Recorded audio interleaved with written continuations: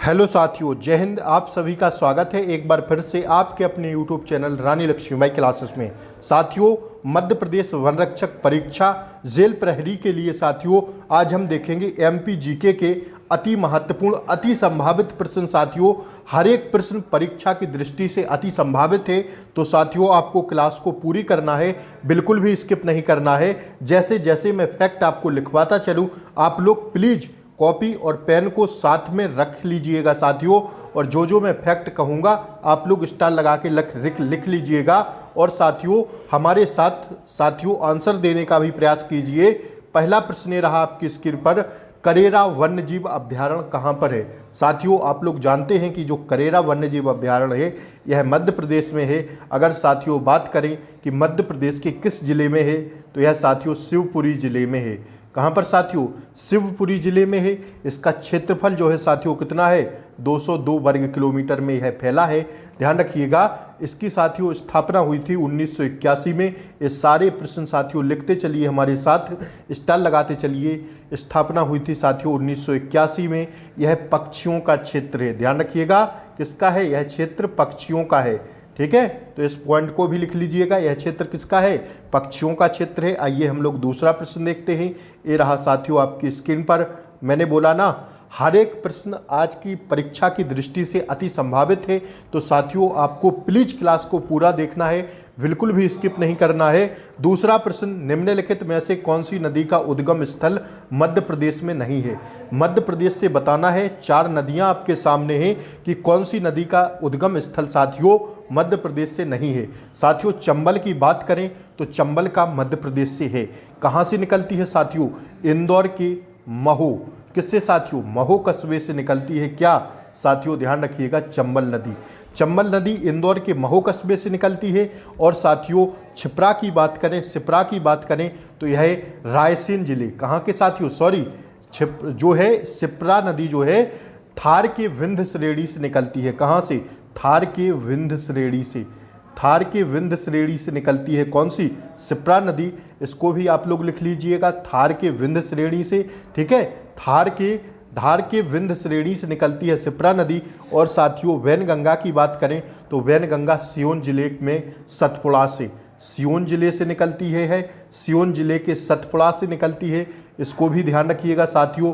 लेकिन अगर बनास की बात करें तो यह साथियों मध्य प्रदेश का उद्गम स्थल इस नदी का नहीं है। यह साथियों जो निकलती है राजस्थान के अरावली पहाड़ों से। कहाँ से साथियों? राजस्थान के अरावली पहाड़ों से निकलती है। इसका उद्गम स्थल राजस्थान से है, तो इस पॉइंट को आप लोग लिख लीजिएगा। आइए साथियों तीसरा प्रश्न हम लोग देखते हैं। ये रहा साथियों आपकी स्क्रीन पर तीसरा प्रश्न, ओपीएम एल्केलाइड उद्योग के लिए मध्य प्रदेश का कौन सा जिला प्रसिद्ध है।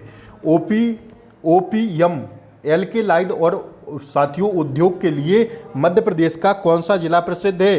तो ध्यान रखिएगा साथियों, मध्य प्रदेश का है नीमच। नीमच जिला साथियों मध्य प्रदेश का फेमस है ओपीएम कोलाइड उद्योग के लिए। ठीक है, अगर उत्तर प्रदेश की बात करें तो गाजीपुर है। कौन सा साथियों? गाजीपुर। ठीक है, मध्य प्रदेश का है नीमच और उत्तर प्रदेश का है गाजीपुर। ठीक है, आइए चौथा प्रश्न साथियों हम लोग देखते हैं। पवित्र शहर जो महेश्वर है यह किस जिले में है। पवित्र शहर महेश्वर साथियों किस जिले में है? तो साथियों ध्यान रखिएगा, खरगोन जिले में है। किस में? खरगोन जिले में है पवित्र शहर महेश्वर, खरगोन जिले में है, इसको याद रखिएगा। और अगर बात करें साथियों इसको कब घोषित किया गया था पवित्र शहर, तो साथियों 2014 में। कब साथियों? 2014 में इसे पवित्र शहर घोषित किया गया था। और साथियों यह नर्मदा नदी के किनारे खरगोन जिले में है। कौन सी साथियों? नर्मदा नदी के किनारे यह शहर स्थित है। ठीक है, महेश्वर। आइए अब साथियों हम लोग अगला प्रश्न देखते हैं। पांचवा प्रश्न ये रहा आपकी स्क्रीन पर, मध्य प्रदेश का कौन सा जिला शहद का सबसे बड़ा उत्पादक है। तो साथियों ध्यान रखिएगा कि मध्य प्रदेश का जो जिला है, कौन सा जिला आपको बताना है, किसके लिए है साथियों? शहद के लिए सबसे बड़ा उत्पादक जिला है। तो साथियों आप लोग समझ गए होंगे, मुरैना। मुरैना शहर शहद के लिए सबसे बड़ा उत्पादक शहर है। आइए छठवां प्रश्न साथियों हम लोग देखते हैं। ये रहे आपकी स्क्रीन पर छठवां प्रश्न, मध्य प्रदेश सरकार की कल्प वृक्ष योजना किससे संबंधित है। ध्यान रखिएगा साथियों, जो मध्य प्रदेश की कल्प वृक्ष योजना है यह रेशम के लिए बेहतर गुणवत्ता कीड़े में प्रजनन से साथियों योजना संबंधित है। किससे? रेशम के लिए बेहतर गुणवत्ता कीड़े में प्रजनन से। ठीक है, आइए साथियों हम लोग देखते हैं 7वां प्रश्न। ये रहा आपकी स्क्रीन पर कि कौन सा राष्ट्रीय उद्यान मध्य प्रदेश में नहीं है। साथियों 4 राष्ट्रीय उद्यान आपके सामने लगे हुए हैं, आपको बताना है कि कौन सा राष्ट्रीय उद्यान मध्य प्रदेश में नहीं है। तो साथियों ध्यान रखिएगा, ये तीनों मध्य प्रदेश में हैं। मांधव राष्ट्रीय उद्यान, सतपुड़ा राष्ट्रीय उद्यान, पेंच राष्ट्रीय उद्यान। लेकिन साथियों अगर बात करें हम किसकी, वाल्मीकि राष्ट्रीय उद्यान की, तो यह साथियों मध्य प्रदेश में नहीं है बल्कि यह बिहार में है। कहाँ पर? बिहार में है। तो साथियों डी इसका राइट आंसर है। आइए 8वां प्रश्न साथियों देखिए रहा आपकी स्क्रीन पर, कौन सी परियोजना मध्य प्रदेश और महाराष्ट्र की संयुक्त परियोजना है। ध्यान रखिएगा साथियों यह प्रश्न परीक्षा की दृष्टि से अति महत्वपूर्ण है। हम तो कहेंगे आप लोग इस पर 53 स्टार लगा लीजिएगा, छपेगा यह प्रश्न। ध्यान रखिएगा कौन सी परियोजना मध्य प्रदेश और महाराष्ट्र की संयुक्त परियोजना है, मतलब 7 परियोजना है। तो ध्यान रखिएगा वो परियोजना है कौन सी, यह वो परियोजना है साथियों बावनथड़ी। कौन सी साथियों? बावनथड़ी परियोजना मध्य प्रदेश और महाराष्ट्र की संयुक्त परियोजना है। और अगर बात करें साथियों यह किस नदी पर है बावनथड़ी, यह साथियों वैनगंगा नदी पर स्थित है। ठीक है, और साथियों इसे पूरा होने में कितने दिन लगे? 37 वर्ष पूरे लग गए थे। ठीक है, 37 साल लगे इस परियोजना को पूरा होने में। महाराष्ट्र और मध्य प्रदेश की संयुक्त परियोजना है बावनथड़ी। साथियों इसका स्थान है, ध्यान रखिएगा, बावनथड़ी में है। और साथियों इसका नाम है बावनथड़ी और वैनगंगा नदी पर यह स्थित है। ठीक है, आइए 9वां प्रश्न साथियों देखिएगा, मध्य प्रदेश में सतपुड़ा की रानी किसे कहा जाता है। मध्य प्रदेश में सतपुड़ा की रानी जो कहा जाता है साथियों वो किसको कहा जाता है? साथियों वो कहा जाता है किसको? पंचमढ़ी को। सतपुड़ा की रानी किसे कहा जाता है? पंचमढ़ी को। यह साथियों 1100 मीटर ऊंची है। कितनी साथियों? यह पंचमढ़ी कितनी ऊंची है? 1100 मीटर ऊंची है। और बात करें यह कहाँ पर है, तो साथियों होशंगाबाद जिले में है। कहाँ पर? होशंगाबाद जिले में है। मैं लिख नहीं पाता हूँ साथियों सही से, क्योंकि स्क्रीन आप लोग जान रहे हैं उतनी सुविधाएं नहीं हैं, लेकिन साथियों मैं बोलने का प्रयास करता हूँ।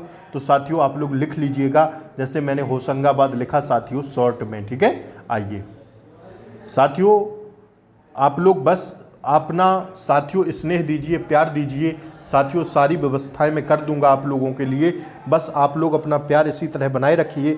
और अगर चैनल पर नए हों, जो भी चैनल आप लोग नए विजिट कर रहे हों, तो प्लीज़ चैनल को सब्सक्राइब कर दें, बेल आइकन प्रेस कर दें, ताकि आपको ही फ़ायदा हो सके साथियों। आगे आने वाली क्लास का साथियों नोटिफिकेशन आपको सबसे पहले मिले, इसलिए प्लीज़ आप लोग चैनल को सब्सक्राइब कर लें, बेल आइकन प्रेस कर दें। प्लीज़ यार आप लोग पहले पॉज करिए वीडियो को और लाइक करिए साथियों। आप लोग लाइक नहीं करते हैं क्लास को, यार लाइक करने में क्या जाता है आप लोगों का। प्लीज़ लाइक किया करिए और शेयर किया करिए क्लास को, ठीक है ना। आइए 10वां प्रश्न देखिए, दादा धूने वाले थर्मल पावर प्लांट किस जिले में है। साथियों इस क्लास का मैं टारगेट रख रहा हूं साथियों, आपको ज़्यादा से ज़्यादा इस क्लास को शेयर करना है। साथियों आप लोग प्लीज़ मेरी बात समझिए और साथियों आप लोग प्लीज़ क्लास को लाइक करिए। 10वां प्रश्न देखिए साथियों, ठीक है, दादा धूने वाले थर्मल पावर प्लांट किस जिले में है। तो साथियों ध्यान रखिएगा यह किस जिले में है, इसको साथियों ध्यान रखिएगा यह है खंडवा जिले में। किसमें साथियों? खंडवा जिले में। इसका कोई डिस्क्रिप्शन नहीं बताना है, सीधा सीधा खंडवा जिले में याद रखिएगा। 11वां प्रश्न ये रहा आपकी स्क्रीन पर, मध्य प्रदेश की कौन सी जनजाति साज वृक्ष और वराह देव की शराब और मुर्गे की पूजा करती है। साथियों यह प्रश्न अपने आप में बहुत अति महत्वपूर्ण है, स्टार लगाइएगा इस प्रश्न पर, फिर मैं समझाता हूँ क्या है इस प्रश्न का आंसर। देखिए साथियों मध्य प्रदेश की एक जनजाति है जो साथियों साज वृक्ष और वराह देव की शराब और मुर्गे की पूजा करती है। पहले सुनिएगा वो जनजाति कौन सी है, तो साथियों वह जनजाति है बैगा जनजाति। कौन सी जनजाति है? बैगा जनजाति है। यह साथियों इसके जो वराह देव और साथियों जो है वराहदेव और साथियों वराहदेव वैग जनजाति के प्रमुख देवता हैं। वराहदेव जो हैं यह वैग जनजाति के प्रमुख देवता हैं और साथियों ठाकुर देव और दूल्हा देव अन्य देवता हैं। इसके 1-2 और अन्य देवता हैं जिसे साथियों हम लोग ठाकुर देव कहते हैं और साथियों क्या कहते हैं? दूल्हा देव कहते हैं। 2 और अन्य देवता हैं। और साथियों बात करें वैगा जनजाति के लोग नारियल, बकरी, मुर्गा वड़ा चढ़ाकर साथियों उनकी पूजा करते हैं। किसकी? वराह देव की। वैगा जनजाति के जो लोग हैं वह साथियों नारियल चढ़ाकर और साथियों मुर्गा को चढ़ाकर और साथियों बकरी को चढ़ाकर इनकी पूजा करते हैं। तो इसका राइट आंसर हो जाएगा बैगा। आई होप आपको समझ में आया होगा। ठीक है, आइए 12वां प्रश्न साथियों देखिए, मध्य प्रदेश की गंगा किसे कहा जाता है? मध्य प्रदेश की गंगा साथियों हम लोग बेतवा को कहते हैं। आप लोग जानते हैं साथियों बेतवा नदी का जो उद्गम स्थल है वो कहाँ से है? तो साथियों ध्यान रखिएगा कि यह बेतवा नदी का उद्गम स्थल है होशंगाबाद के विंध्य क्षेत्र से निकलती है यह, और साथियों मालवा से ओरछा तक बहती है। फिर यह उत्तर प्रदेश के हमीरपुर जिले में यमुना में मिल जाती है। निकलती कहाँ से है? एक बार फिर से सुनिएगा, होशंगाबाद के विंध्य क्षेत्र से निकलती है और मालवा से होते हुए ओरछा तक बहती है, और साथियों यह उत्तर प्रदेश के हमीरपुर जिले में यमुना में मिल जाती है। यह बेतवा का परिचय था। ठीक है, आइए साथियों 13वां प्रश्न देखिए, दादा धूनी वाले थर्मल पावर प्लांट किस जिले में है? तो साथियों इसका सही जवाब हो जाएगा, शायद दोबारा से लग गया है, तो साथियों इसका ध्यान रखिएगा। यह कहाँ पर है? यह साथियों खंडवा में स्थित है। आइए अगला प्रश्न देखिए साथियों, 14वां प्रश्न, घाटी गांव वन्यजीव अभ्यारण्य मध्य प्रदेश के किस जिले में है? घाटी गांव वन्यजीव अभ्यारण्य साथियों मध्य प्रदेश के ग्वालियर जिले में है। कहाँ पर साथियों? ध्यान रखिएगा, ग्वालियर जिले में है, और इसकी स्थापना हुई थी 1981 ईस्वी में। इसको आप लोग लिख लीजिएगा, छाप लीजिएगा। ठीक है, आइए 15वां प्रश्न देखिए साथियों, डुबरी किस राष्ट्रीय उद्यान का पुराना नाम है? तो साथियों डुबरी है संजय गांधी राष्ट्रीय उद्यान का पुराना नाम। अगर बात करें साथियों संजय गांधी इसकी साथियों स्थापना, तो स्थापना इसकी 1981 में हुई थी। दैट इज आंसर साथियों संजय गांधी राष्ट्रीय उद्यान। इसका पुराना नाम क्या था? डुबरी राष्ट्रीय उद्यान। ठीक है, संजय गांधी का राष्ट्रीय उद्यान का पुराना नाम था डुबरी राष्ट्रीय उद्यान। आइए मध्य प्रदेश से कितनी राज्यसभा की सीट है? मध्य प्रदेश में कितनी राज्यसभा की सीट हैं? तो साथियों 11 हैं। लोकसभा की बात करें तो 29 हैं। ठीक है, आइए फटाफट देखिए साथियों 17वां प्रश्न, मध्य प्रदेश में 2011 जनगणना के अनुसार सर्वाधिक साक्षरता जिले किस जिले की है? तो साथियों मैं जल्दी छपवाऊंगा, आप लोग छापिएगा। 5 जिले में छपवाऊंगा। ठीक है, पहले पर आता है जबलपुर। ठीक है, पहले पर आता है जबलपुर, और यही इसका राइट आंसर है। 2011 की जनगणना के अनुसार कितनी है? 2011 की जनगणना के अनुसार सर्वाधिक साक्षरता दर जबलपुर की है। कितनी है? 81.07%। इंदौर साथियों के कौन से नंबर पे है? इंदौर साथियों दूसरे नंबर पे है, जिसकी है साथियों 80.87%। ठीक है, 80.87%। भोपाल साथियों तीसरे नंबर पे है, इसकी है साथियों 37%। और साथियों चौथे पर आता है बालाघाट इसकी है 77.09%। और 5वें पर आता है ग्वालियर, जिसकी है साथियों 76.65%। ठीक है, 5 जिले थे, पहले पर जबलपुर, दूसरे पर इंदौर, तीसरे पर भोपाल, चौथे पर बालाघाट, 5वें पर ग्वालियर। यह साथियों साथियों जनगणना के अनुसार साक्षरता में क्रम से मैंने आप लोगों को बता दिए। ठीक है, आइए 18वां प्रश्न देखिए, निम्नलिखित में से किसका जन्म स्थान मध्य प्रदेश में नहीं हुआ था? निम्नलिखित में से किसका जन्म मध्य प्रदेश में नहीं हुआ था? तो आप लोग जानते हैं कि मध्य प्रदेश में नहीं हुआ था विश्वनाथ प्रताप आनंद का जन्म। ठीक है, चंद्रशेखर आज़ाद की बात करें तो इनका जन्म मध्य प्रदेश में कहाँ पर हुआ था? चंद्रशेखर आज़ाद का जन्म हुआ था मध्य प्रदेश के भाभरा गांव में। कहाँ पर? भाभरा गांव में। और अंबेडकर का जन्म मोहे में हुआ था मध्य प्रदेश में। और साथियों अटल का जन्म ग्वालियर में हुआ था। लेकिन विश्वनाथ प्रताप सिंह का जन्म हुआ था यूपी के कहाँ पर? इलाहाबाद में। ठीक है, यूपी के इलाहाबाद में इनका जन्म हुआ था। अगर आप बात करते हैं 19वें प्रश्न की, 19वां प्रश्न ये रहा आपकी स्क्रीन पर।